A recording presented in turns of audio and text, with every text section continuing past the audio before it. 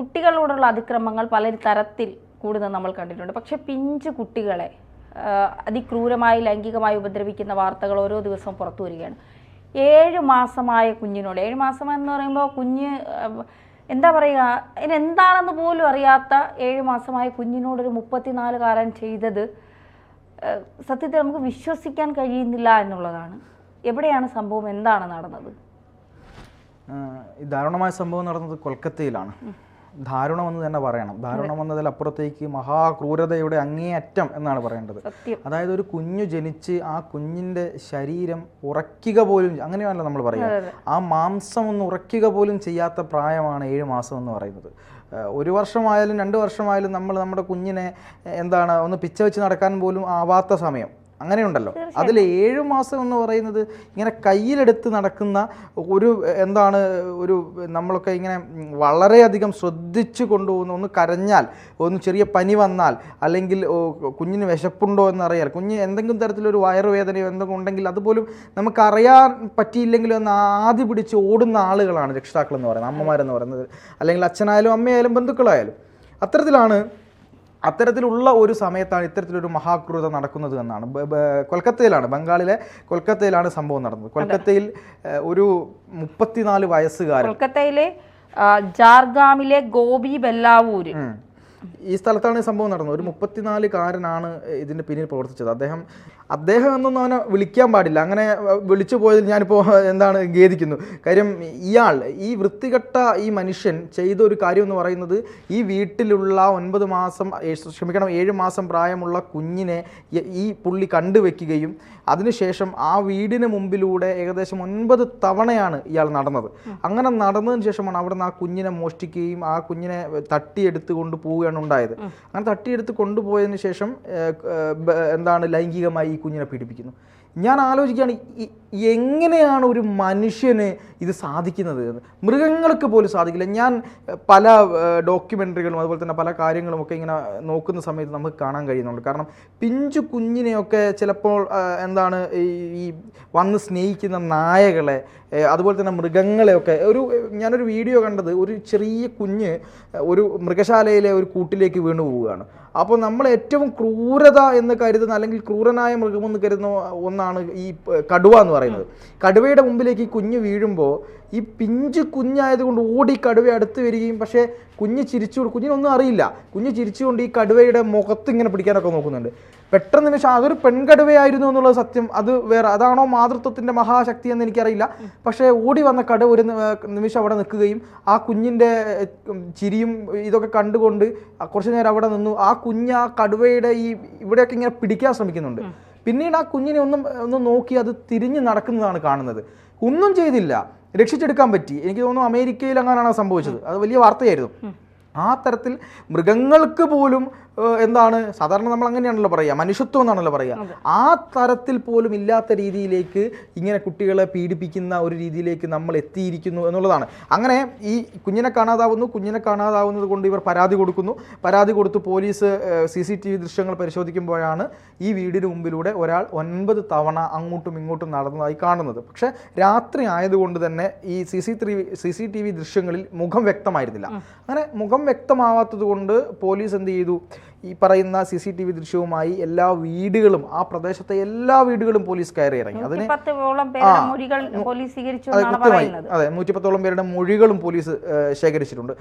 കുഞ്ഞിനെ പീഡിപ്പിച്ചതിന് ശേഷം ഫുട്പാത്തിൽ ഉപേക്ഷിച്ചിട്ട് ഇയാൾ മുങ്ങി. അതെ, അതായത് ഈ ഫുട്പാത്തിൽ നിന്ന് കരച്ചിൽ കേട്ട് നാട്ടുകാർ ഓടിയെത്തുന്ന സമയത്ത് ഇയാൾ അവിടെ നിന്ന് ഓടി മറയുന്നതും കുഞ്ഞ് കരയുന്നതുമാണ് കാണുന്നത്. അങ്ങനെ കുഞ്ഞിനെ കിട്ടുന്നു. കുഞ്ഞിനെ ആശുപത്രിയിൽ എത്തിച്ചപ്പോഴാണ് ഈ സ്വകാര്യ ഭാഗങ്ങളുടെ അടക്കം മുറിവുകളുണ്ട്, ഈ കുഞ്ഞ് പീഡിപ്പിക്കപ്പെട്ടിട്ടുണ്ട് എന്ന് മനസ്സിലായത്.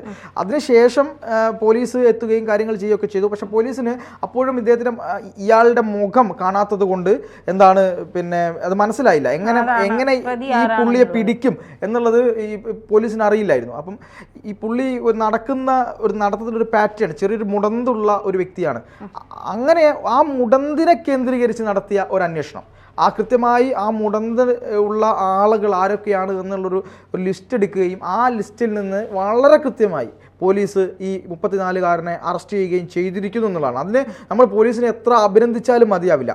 പക്ഷേ ഇങ്ങനെയൊക്കെ നിൽക്കുമ്പോഴും കുട്ടികളുടെ രക്ഷിതാക്കൾക്ക് എന്തെങ്കിലും എന്ന ശ്രദ്ധക്കുറവ് പറ്റിയോ, കുഞ്ഞിനെ പുറത്താണോ കിടത്തിയിരുന്നത് എന്നൊന്നും നമുക്കറിയില്ല. അതൊക്കെ അന്വേഷണത്തിലൂടെ പുറത്തു വരേണ്ട കാര്യങ്ങളാണ്. പക്ഷേ ഈ രീതിയിൽ മൃഗീയമായി ഒരു കുഞ്ഞിനെ പിന്നെ പീഡിപ്പിക്കാൻ പറ്റുക എന്ന് പറയുന്നത് ഏത് തരത്തിൽ അതിനെ ന്യായീകരിച്ചാലും നമുക്കത് ഉൾക്കൊള്ളാൻ കഴിയില്ല. പ്രത്യേകിച്ച് നമ്മൾ പറയുമല്ലോ, ഇപ്പം അമ്മയാണ് എല്ലാം, അമ്മയാണ് ഇവിടുത്തെ ലോകത്ത്, അമ്മ കഴിഞ്ഞിട്ടേ വേറെ എന്തും ഉള്ളൂ എന്ന് വിശ്വസിക്കുന്ന ആളുകളാണ്. അത് തന്നെയാണ് സത്യവും. പക്ഷേ അങ്ങനെ ഇപ്പം മാതൃത്വം ഇപ്പം ധന്യ ഒരു അമ്മയാണ്. അപ്പം പക്ഷെ ഞാൻ പിന്നെ ഒരു അച്ഛനോ അമ്മയോ ഒന്നും അല്ല, അങ്ങനെയല്ല, ഞാൻ ആ രീതിയിലുള്ള കാര്യങ്ങളൊന്നും അറിഞ്ഞിട്ടില്ലെങ്കിൽ പോലും എനിക്ക് പോലും എത്രത്തോളം പിന്നെ പ്രയാസമുണ്ടാക്കുന്നതാണ് ഈ കാര്യങ്ങൾ എന്നുള്ളതാണ്. അത്രമേൽ മനസ്സ് വല്ലാതെ പിന്നെ വേദനിക്കപ്പെടുന്നുണ്ട്. അപ്പോൾ മറ്റുള്ള ആളുകളുടെ സ്ഥിതി എന്തായിരിക്കും? ഇങ്ങനെയുള്ള ആളുകളെ കൈകാര്യം ചെയ്യാൻ ഈ കുറച്ചുകൂടി നിയമമൊക്കെ ശക്തിപ്പെടുത്തേണ്ടതാണെന്നാണ് എനിക്ക് തോന്നുന്നത്. ഒരു മാതാവ് എന്നുള്ള നിലയ്ക്ക് ധന്യക്ക് എന്താ ഇതിനെപ്പറ്റി തോന്നുന്നത്? സത്യം, നമ്മളെ മക്കളെയൊക്കെ നമ്മൾ എത്ര വലുതായി എന്ന് പറഞ്ഞാലും എല്ലാ അച്ഛനമ്മമാർക്കും അവരുടെ മക്കൾ ഏറ്റവും ഇമ്പോർട്ടൻ്റ് ആണ്. എന്നാൽ പിന്നെ അവരുടെ സുരക്ഷ നമ്മളെപ്പോഴും അവരെ നോക്കുന്നതിനോടൊപ്പം തന്നെ അവരുടെ സുരക്ഷിതത്വത്തിനാണ് നമ്മൾ ഇമ്പോർട്ടൻ്റ് കൊടുക്കുന്നത്. അവർ കൃത്യമായി പോയാൽ തിരിച്ചു വരുന്നത് വരെ നമുക്കൊരു ഈ അമ്മമാരുടെ ആദി എന്ന് പറയുന്നത് അത് അനുഭവിച്ചവർക്കേ മനസ്സിലാക്കാൻ സാധിക്കൂ.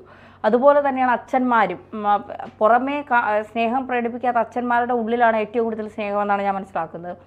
അപ്പോൾ നമ്മുടെ മക്കളോടുള്ള നമ്മുടെ ഒരു ശ്രദ്ധ, അതെവിടെയെങ്കിലും നഷ്ടപ്പെട്ടു പോയാൽ അവർക്ക് എന്തെങ്കിലും സംഭവിക്കുമെന്നുള്ള നമ്മുടെ ഭയം, ഇതൊക്കെ നമ്മളെ വല്ലാതെ അലട്ടുന്നുണ്ട് എന്നുള്ളതാണ്. ഇത് പറഞ്ഞപ്പോഴാണ് കുറച്ച് നാളുകൾക്ക് മുൻപ് ഒരു വാർത്ത എൻ്റെ ശ്രദ്ധയിൽപ്പെട്ടത്. 2 മാസമായ പിഞ്ചു കുഞ്ഞ്, അതിനെ പിന്നെ കുളിപ്പിക്കാനായി എണ്ണ തേച്ച് എല്ലാം ചെയ്ത നമ്മളതിൽ അങ്ങനെ ഒരു ഇതുണ്ടല്ലോ, കുളിപ്പിക്കാനെങ്കിൽ കൈയും കാലും ഒക്കെ നേരെ വളരാനും ഒക്കെ നല്ലപോലെ എണ്ണയൊക്കെ തേച്ച് പായിൽ കിടത്തിയിട്ട് അമ്മ വെള്ളം ചൂടാക്കാൻ അടുക്കളയിൽ പോയിട്ട് തിരിച്ചു വന്നപ്പോൾ സ്വന്തം അപ്പൂപ്പൻ ഈ കൊച്ചിൻ്റെ സ്വകാര്യ ഭാഗത്ത് ലൈംഗികമായി ഉപയോഗിക്കാൻ ശ്രമിക്കുന്നു.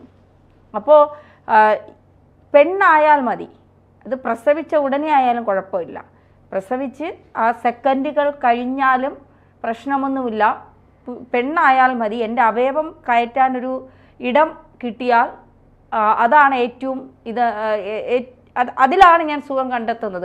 പിന്നെ ഇതിൻ്റെ മറ്റൊരു മാനസിക വൈകൃതം, പിഞ്ചു കുഞ്ഞുങ്ങളെ ഉപയോഗിക്കാൻ ചിലർക്ക് വലിയ താല്പര്യമാണ്. ചില സൈക്കോളജിസ്റ്റുകൾ അത്ര മാനസിക വൈകൃതമുള്ളവർക്ക് അത്തരം താല്പര്യങ്ങൾ കുറച്ച് കൂടുതലാണെന്ന് പറഞ്ഞു കേട്ടിട്ടുണ്ട്. തീർച്ചയായും. പക്ഷേ ഇത് അനുഭവിക്കുന്ന ഒരു കൊച്ചിൻ്റെ വേദന, ഇപ്പോൾ വാർത്ത കേട്ടിട്ടുണ്ടാവും. ആലുവയിൽ ഒരു 5 വയസ്സുകാരിയെ ഒരു ആസാമുകാരൻ, ആസാം ആണ് തോന്നുന്നു, ഞാൻ ആ വാർത്ത ലൈവായി റിപ്പോർട്ട് ചെയ്ത ഒരാളാണ്, അതിക്രൂരമായി ഈ കുഞ്ഞിന് മുട്ടായി വാങ്ങിക്കൊടുക്കാമെന്നും പറഞ്ഞ് വിളിച്ചുകൊണ്ട് പോയിട്ട് അതിനെ അതിക്രൂരമായി ബലാത്സംഗം ചെയ്ത് ശരീരം ഇങ്ങനെ ഒടിച്ച് മടക്കിയാണ്. ഞാൻ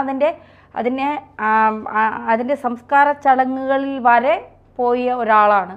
അതിൻ്റെ ബോഡി പുറത്തെടുക്കുമ്പോഴൊക്കെ ഞാനുണ്ട്. അതിൻ്റെ ബോഡി എടുത്തു കഴിഞ്ഞപ്പോൾ എനിക്ക് പെട്ടെന്നത് കണ്ടു കഴിഞ്ഞപ്പോൾ തലകറങ്ങി വീഴുന്ന ഒരാളാണ് ആലുവ മാർക്കറ്റിൽ ഞാൻ. കാരണം എനിക്കത് പിടിച്ചു നിൽക്കാൻ കഴിഞ്ഞില്ല എന്നുള്ളതാണ്. അപ്പോൾ ആ 5 വയസ്സായ കുഞ്ഞ് മരിക്കുന്നത് വരെ അത് അനുഭവിച്ച വേദന എന്തായിരിക്കും? ഈ കാട്ടാളൻ്റെ ശരീരത്തിൽ കാണിച്ച ക്രൂരതകൾ എന്തായിരിക്കും? അപ്പോൾ ഈ 7 മാസമായ കുഞ്ഞിനെയൊക്കെ ഇവനെ ഒന്നും ജീവനോടെ വച്ചേക്കാൻ പാടില്ല എന്നുള്ളതാണ്.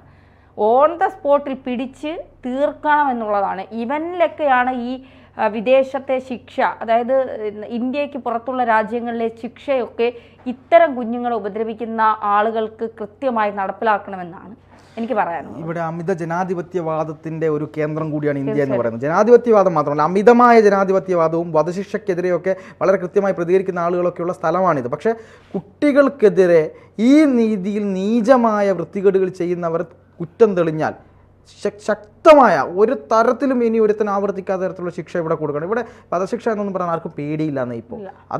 അതിൻ്റെ രീതി മാറ്റണമെന്നാണ് പറയാനുള്ളത്. ഇങ്ങനെയെങ്കിലും കുഞ്ഞുങ്ങൾ രക്ഷപ്പെടട്ടെ.